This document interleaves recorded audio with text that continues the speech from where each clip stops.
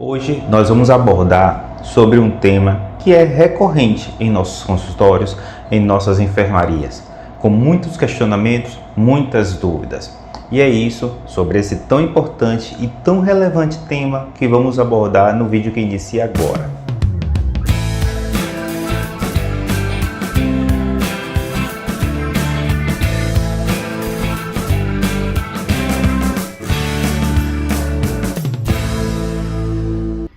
A leucemia mieloide crônica, também conhecida como LC, é uma doença no sangue caracterizada pela proliferação anormal de células muito semelhantes aos neutrófilos maduros que nós percebemos no sangue periférico normal.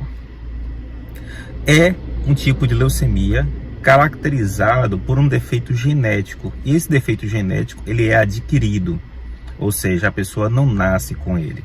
Esse defeito genético ocorre na célula-tronco e é um tipo de alteração chamada translocação, que é caracterizado por trocas recíprocas de fragmentos de um cromossomo. No caso da leucemia mieloide crônica, da LMC, ocorre a troca entre fragmentos do cromossomo 9 e fragmentos do cromossomo 22, levando o que nós chamamos de translocação recíproca 9-22, e devido ao local da descoberta, esse cromossomo foi denominado de cromossomo Filadélfia.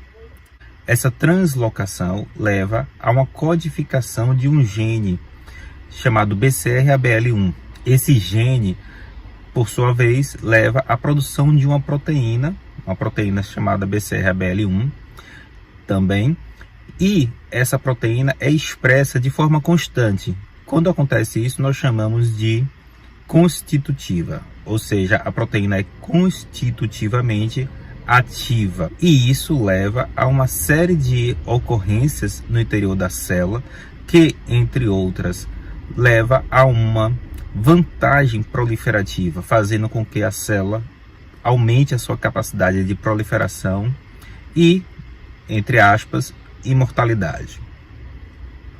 Estima-se a leucemia mieloide crônica em torno de 10 a 15 milhões de casos anualmente. Aqui no Brasil, esses dados não são tão bem conhecidos.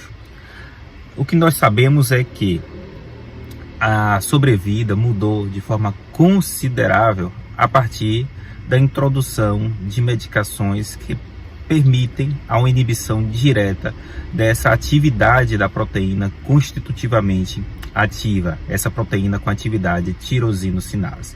São os chamados inibidores de tirosinocinase, que a gente vai ver daqui a pouco com alguns detalhes. Como é que a pessoa suspeita que tem leucemia mieloide crônica?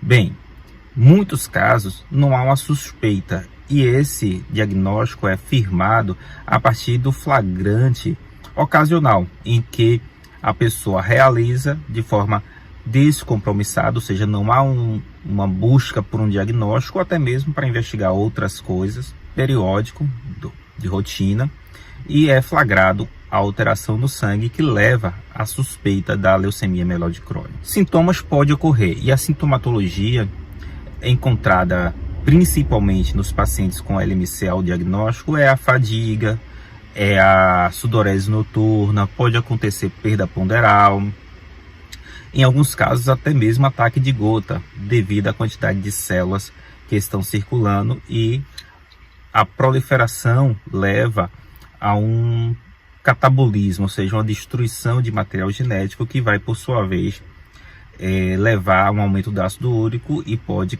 em consequência disso, causar ataques de gota.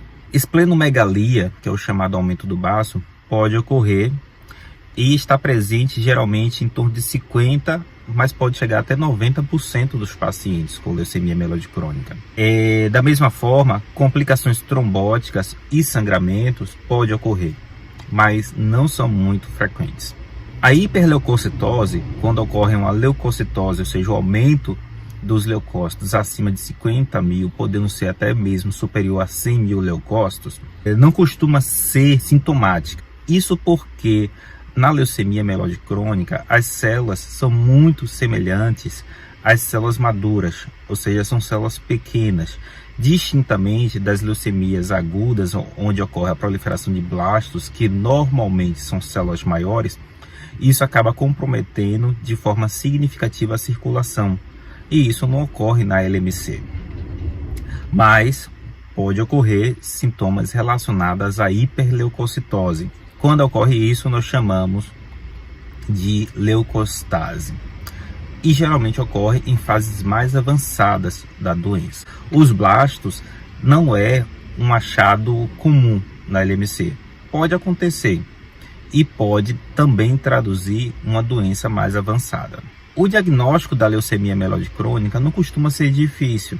A partir da suspeita clínica, realiza-se a avaliação genética para confirmar aquela hipótese diagnóstica. Esse exame genético ele pode ser por meio do cariótipo convencional, também chamado de exame citogenético, da medula óssea, em que eu busco a anormalidade característica da leucemia mieloide crônica, que é o cromossomo Filadélfia, ou seja, a translocação 922. Em alguns casos, eu não tenho essa translocação evidente no exame cariótipo comum, necessitando de avaliação por meio de FISH, que é um exame genético mais profundo, ou até mesmo da pesquisa por biologia molecular, que no caso aí é por meio do PCR.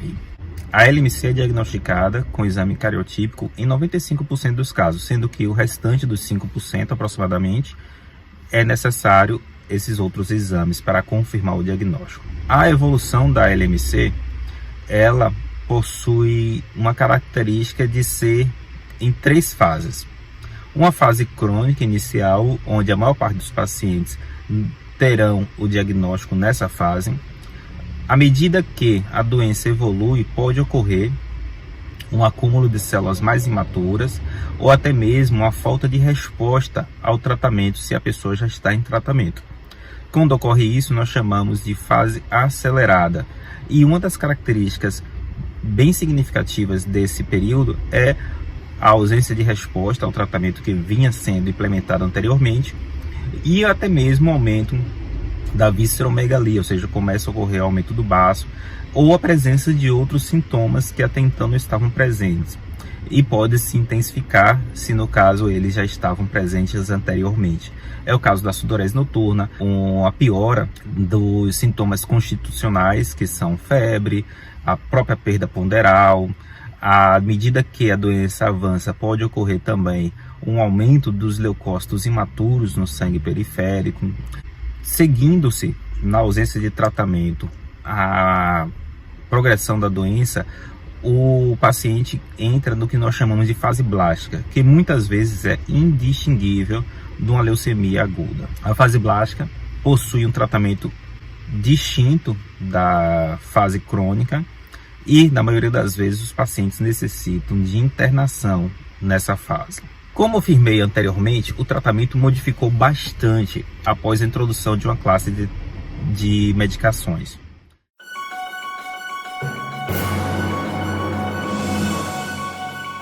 Nas leucemias crônicas, depende também do tipo de leucemia que eu estou lidando para realizar o tratamento, e essas costumeiramente também não têm potencial curativo.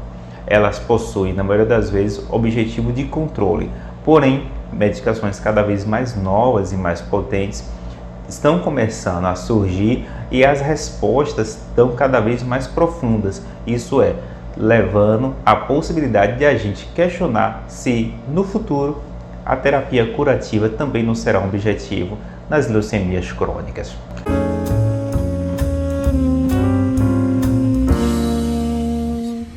Essa classe de medicações são chamados inibidores tirosina sinase.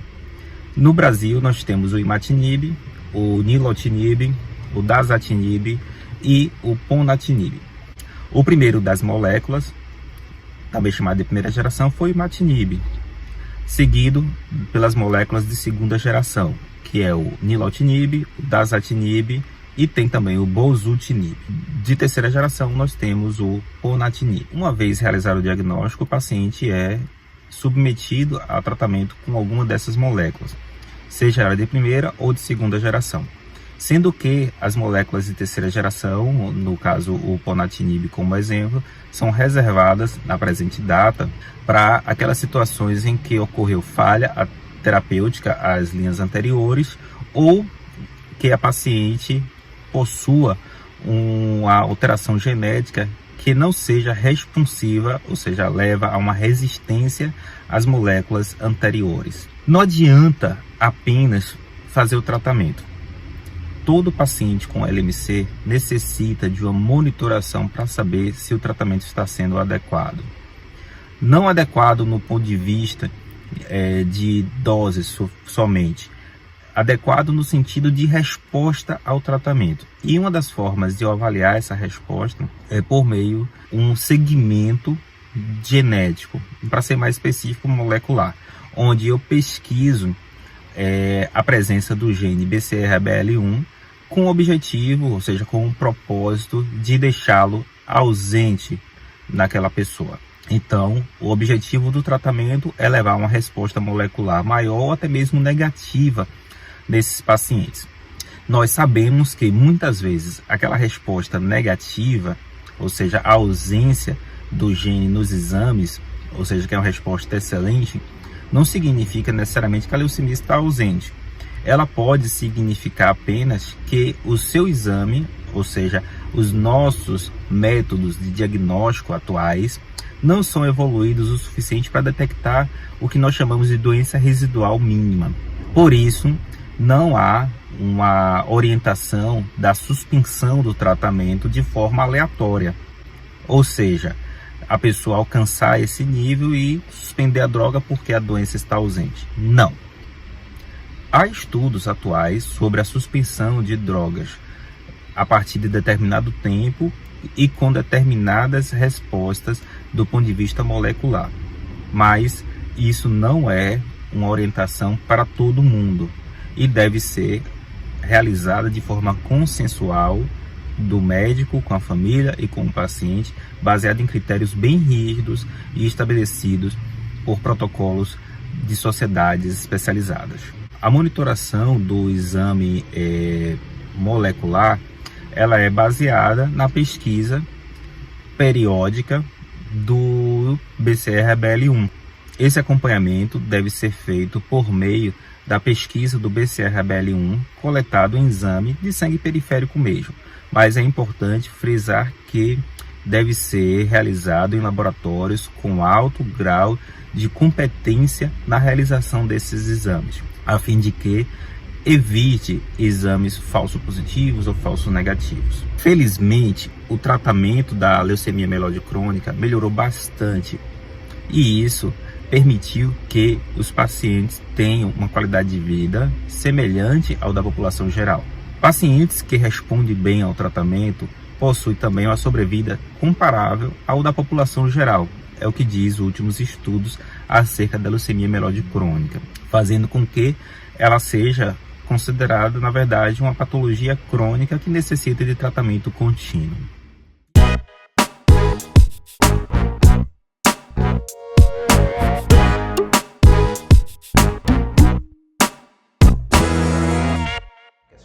E aí, você conhecia acerca das leucemias? Sabia a importância do diagnóstico? Você conhecia acerca disso? Então, comente aí acerca do que você sabia ou o que você quer saber. Quem sabe a sua dúvida não será um tema de um vídeo no futuro. Mais uma vez, muito obrigado por tudo aquilo que você tem proporcionado ao canal, que tem crescido dia após dia, e nada disso teria acontecido se não fosse com o seu apoio. Se você gostou do conteúdo, deixa aí o gostei, considere se inscrever se não é inscrito no canal, pois assim a gente crescerá enquanto comunidade. Espero que vocês fiquem todos muito bem e até a próxima.